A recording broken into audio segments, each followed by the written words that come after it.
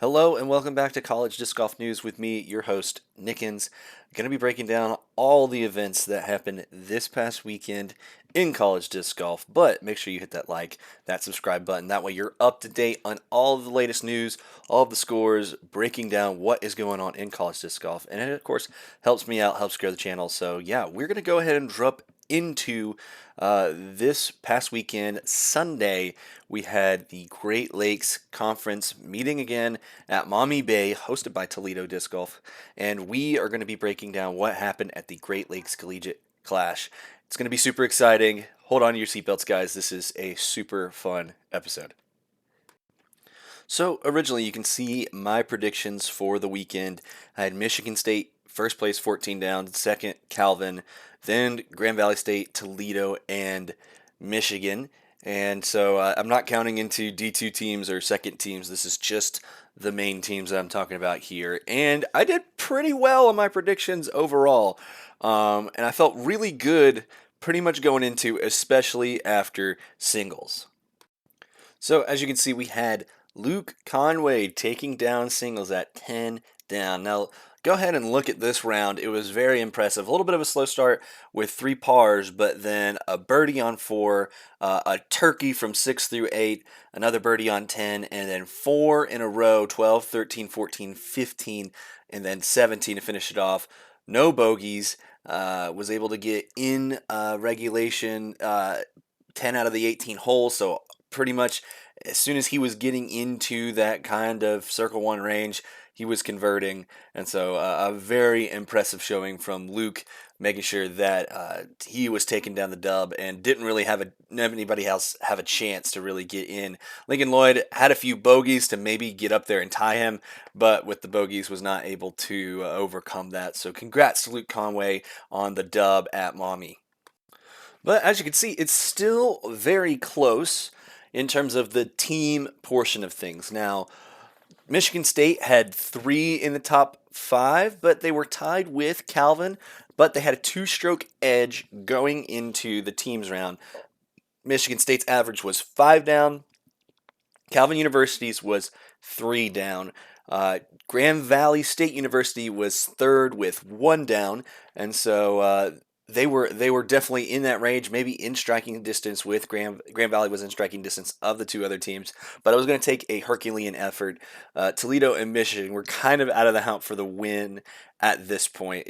Yes, Maumee is a long track, but there isn't a lot of trouble unless you make yourself trouble. And so once you're staying in the doubles territory, when you're in your team doubles territory, it's not going to be as hard to kind of uh, get into trouble to where you're dropping strokes. You're kind of in a birdie or die standpoint at this point. You need to get in position. You need to get into circle one in order to convert and get birdies. And so it was going to come down to, yes, Michigan State had the lead, but were they going to be able to get enough birdies to secure the win?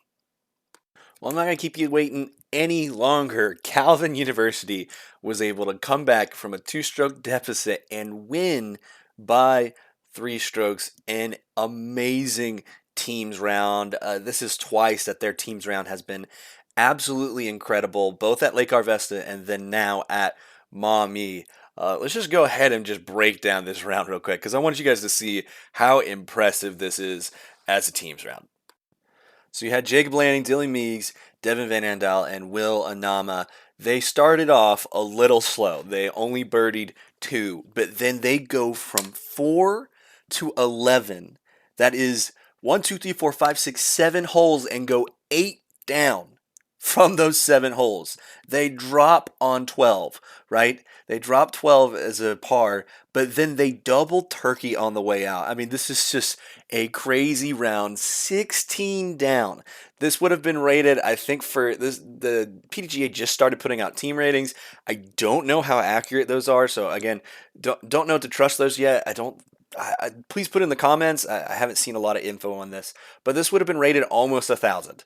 1,000 rated round as team, which I could definitely say 16 down at this course with college doubles is probably about 1,000 rated round. This was absolutely incredible, and got to take your hats off to him. Even if you're Michigan State, like, what are you going to do when someone just comes out and scores, misses only 3 holes on the day and has an eagle. Yes, this course is attackable, but I mean, going into this, I would have thought Michigan State round, which was an 11 down, would have been enough to secure the win. But you know what? That is just a amazing result from Calvin University, having the wherewithal to be 2 strokes down and win by 3. I mean, they put their foot on the gas pedal and did not let up.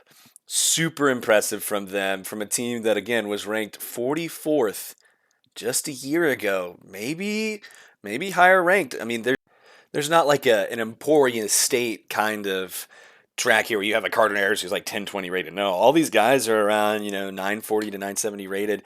Very impressive. This is just kind of a team effort playing super consistent disc golf. And when you have a team that connects this well together and is able to put rounds like that together, they're going to be scary coming into this year. I mean, already 2 wins early in the fall. Now, I'd love to see them at a regional, with stiffer competition, more rounds. That is something to think of. But, right now, they have started the season hot and have definitely impressed me a lot with their ability this season. Now, Michigan State came up just short, 16 down with 11 down on their teams round. Nothing to scoff at. It is frustrating that you weren't able to convert from that, but there's going to be plenty more opportunities. And again, this is just a conference event. It's the second conference event of the year.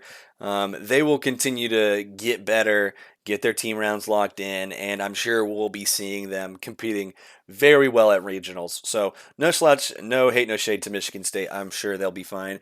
They were the only team that I didn't predict right in my predictions this time, so it's okay. I will be 0-1 right now with my predictions, but you'll see in later videos that I was able to get my other predictions correct, which is super exciting. Grand Valley State was able to finish with a 9 down, so definitely separating themselves from the pack below them.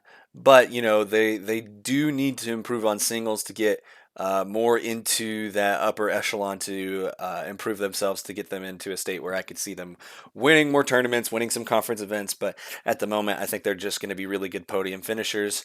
Toledo was able to finish 4 down, tied with Michigan State C, Michigan State B with 2 down, and then Michigan with 1 down. I think Michigan's kind of a newer team, still got a lot of guys that are developing, so they're going to still be working out.